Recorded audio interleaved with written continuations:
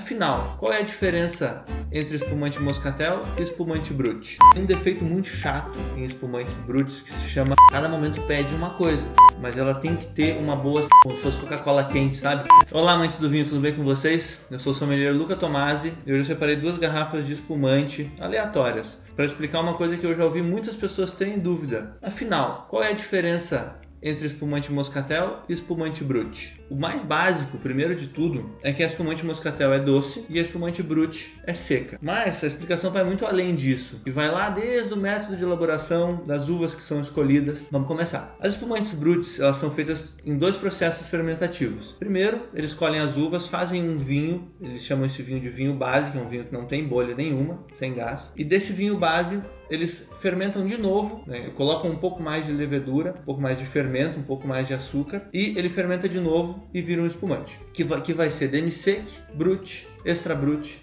ou nature. Depois eu explico um pouco mais disso. A espumante Moscatel, ela é feita em uma fermentação só. Eles pegam as uvas, espremem elas, né, trazem o suco de uva, e desse suco de uva eles fermentam em uma fermentação só e transformam em moscatel.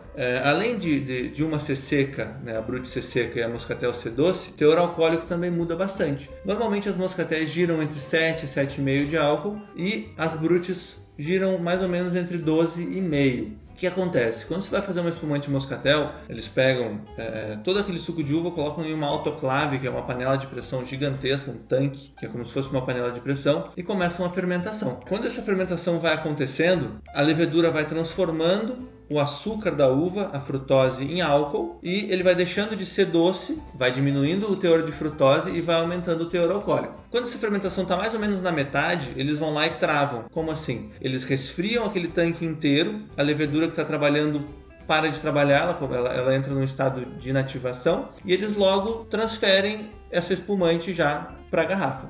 Já filtram, tiram aquela levedura, aquele fermento, e já engarrafam ele direto. Deu, acabou. Simples assim. Para fazer o espumante Brut, demi-sec, extra Brut ou nature, o negócio já é diferente. Eles pegam aquele vinho base que eu falei. Tem 2 métodos. Tem um método que é feito na garrafa, que a gente chama de método tradicional, e lá na França, na Champagne, eles chamam de método champenoise. Só pode chamar de método champenoise os que vêm lá da França, especificamente da região de Champagne. E o outro método é o método Charmat, que é mais ou menos o mesmo método da Moscatel, que é feito em tanque. Então vamos lá. O Charmat, que é o feito em tanque, eles pegam esse vinho base, colocam no tanque e colocam mais levedura com açúcar e isso fermenta de novo. Tendo isso pronto, eles engarrafam e é muito rápido. Normalmente demora de 30 a 60 dias a fermentação de espumante. E o método tradicional, eles pegam a garrafa e a segunda fermentação ocorre na garrafa. Eles colocam esse vinho base, até aqui assim mais ou menos, e colocam um pouquinho de fermento com açúcar e tampam, fecham com uma tampa corona, não é com rolha, é com uma tampa corona, que é a mesma tampa de cerveja, deitam e aquilo fica fazendo a segunda fermentação. O que vai mudar? Os espumantes tradicionais, que são fermentados em garrafa, eles normalmente têm mais tempo de autólise. O que é autólise? A autólise é o contato do espumante com aquela levedura que já morreu.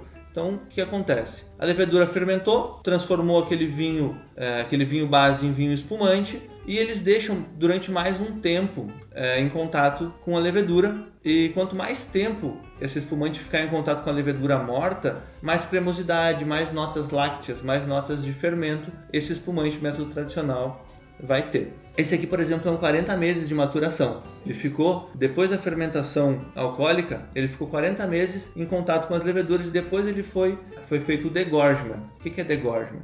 Degorgement é o processo de retirada das leveduras. Por que a espumante ela é limpinha, translúcida e não tem aquele fermento, aquela turbidez toda? Porque eles vão girando a garrafa aos poucos e essa levedura vai descendo, vão girando, a levedura vai descendo para o bico, vão girando, a levedura vai descendo e no final, depois que a levedura, né, que o fermento morto já está aqui embaixo, eles fazem esse processo de degorge, que é simplesmente congelar o bico da garrafa e aquele fermento de dentro congela e eles abrem. Quando eles abrem, aquele fermento sai e a espumante fica bem limpa. Depois eles completam, né, com mais espumante e colocam a rolha.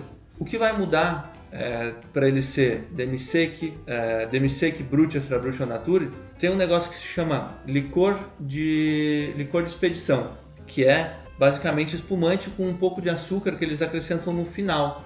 Essa quantidade de açúcar que vai definir se o espumante é Nature, Brut, Extra Brut ou Demi-Sec muda muito de país para país. No Brasil, de 0 a 3 gramas de açúcar, ela vai ser Nature. De 3,1 gramas de açúcar por litro a 8, ela vai ser Extra Brut.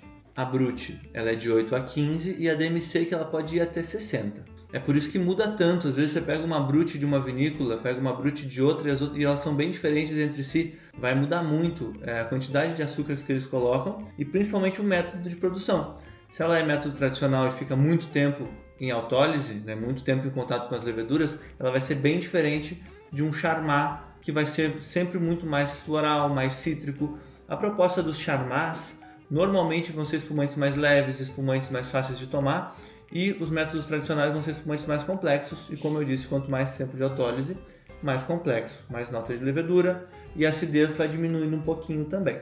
Tem um processo que se chama Charmat longo, que é o processo de fermentação, né, de segunda fermentação em autoclaves, em tanques grandes, que deixam a espumante um pouco mais tempo em contato com as leveduras. Mas eles nunca vão conseguir deixar muito tempo porque eles vão precisar usar no outro ano aqueles mesmos tanques para fazer outra espumante. Então eu não tenho como deixar, é muito caro eu pegar uma autoclave gigantesca e deixar anos aquela espumante ali parada em contato com as leveduras. Mas é isso aí, de um modo geral, como eu disse, espumantes brutes sempre vão ser mais secas e espumantes moscatéis sempre vão ser mais doces. Existem moscatéis muito doces e existem moscatéis menos doces.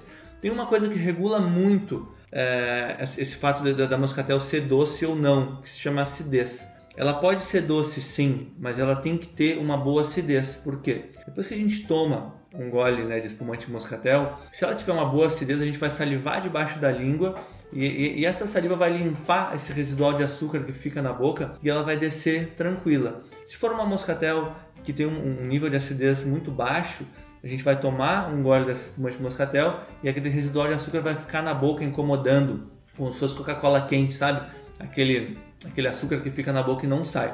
Então, o principal fator que vai definir uma moscatel boa para uma moscatel ruim é a acidez. Claro, tem todas as outras notas, né? Nota floral, nota de fruta de caroço, nota de fruta disso, nota de fruta daquilo. Mas o principal sempre vai ser a acidez. Isso vai contar muito para os espumantes bruts também. Tem um defeito muito chato em espumantes bruts que se chama amargor. Para mim, o pior defeito de uma espumante vai ser sempre o amargor. A principal característica das espumantes vai ser sempre a acidez e o frescor. Para a gente tomar num dia quente. Espumantes normalmente não pedem comida. Espumantes muito complexas, né, com aquele tempo de autólise que eu falei, o contato com as leveduras mais longo, elas vão ser mais amanteigadas, vão ser espumantes que vão sim pedir um prato, né, vão ser espumantes um pouco mais fortes. Mas no geral, a espumante é para ser mais descomplicada e sim, espumante para datas comemorativas, Réveillon, aniversário, casamento, para um receptivo. Por que o pessoal usa tanto espumante para receber, né, as pessoas numa festa? Porque os espumantes são mais versáteis. Se eu fizer um canapé de tomate, né, um canapé com presunto parma, um canapé mais forte, um canapé mais fraco, com um sabor mais intenso, com um sabor mais leve, espumante vai bem com tudo isso. Não quero comer nada, espumante vai muito bem sem estar comendo nada também. Por isso que os espumantes são tão versáteis e as pessoas sempre falam assim, tem dúvida? Não quer errar? Espumante. Espumante nunca erra. E tem muita gente que fala, assim, a pessoa começa a entender um pouco mais de vinho e fala assim, não, moscatel é ruim. Moscatel não é espumante, moscatel não presta. A verdade das verdades é que bom é o que a gente gosta. Eu não sou um grande tomador de moscatel, mas a gente tem que entender que se a pessoa gosta de moscatel ou se ela gosta de uma bebida muito forte, de uma espumante nature muito seca, gosto é gosto, paciência. E sim, cada momento pede uma coisa. Tem uma coisa que eu gosto muito de fazer com espumante moscatel. Às vezes eu ganho de presente espumante moscatel e eu faço uma coisa que minha esposa gosta muito. Eu pego uma taça bem grande, boto bastante gelo dentro dela, coloco rodelas de limão, ou então pepino, pimentão. Pepino, pimentão, como assim? Entra lá no site da Veuve Clicquot e da Moët Chandon, são as champanhes mais vendidas no mundo. E eles inventaram 2 champanhes Demi-Sec que são mais doces e eles sugerem você tomar elas na piscina, na praia, com ingredientes mais herbáceos, né, mais cítricos. Então você vai misturar frutas, pimentão, pepino, alecrim, hortelã e vai pôr essa espumante doce e vai fazer um drink bem refrescante. Eu gosto bastante. E a gente tem que desmistificar um pouco esse mundo, sabe? As pessoas têm uma cabeça um pouco fechada fechado, é assim, tem que ser assim. Não, a gente tem que provar estilos de vinhos novos, tem que provar espumantes novas. Claro que o clássico sempre vai ser o clássico, né? O clássico é atemporal, é imbatível, isso tudo bem. Mas a gente tem que ter a mente um pouco mais aberta e tentar não ser preconceituoso com as coisas. Provar sempre, para depois opinar.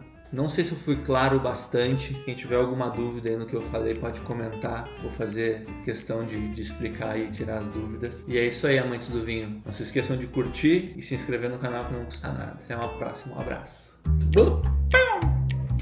Temos um erro de gravação para o corte final.